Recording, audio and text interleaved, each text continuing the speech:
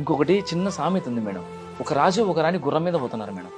గుర్రం మీద పోతుంటే ఒక రాజ్యానికి రాజు ఉండి గుర్రం ఇద్దరు రాజ్యాన్ని పాలించే రాజే గుర్రానికి ఎంత ఇబ్బంది పెడుతున్నాడు, గుర్రం మీద వెళ్తున్నాడు చూడు అన్నారు మేడం.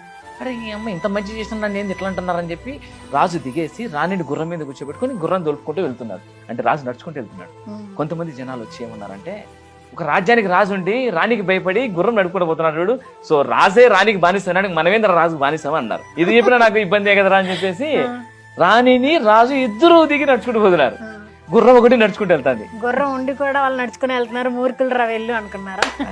సో జనాలకి ఏంటంటే మనం మంచి చెప్పుకోని అవసరం లేదు, సమయం బట్టి మంచి బయటపడుతుంది అంతే. అదే నేను నమ్మేది మేడం. వాళ్ళు చూసింది అనేస్తారు, వాళ్ళకి తెలియదు కదా. తెలియదు కదా మేడం, చూసింది అనేస్తారు. ఓకే.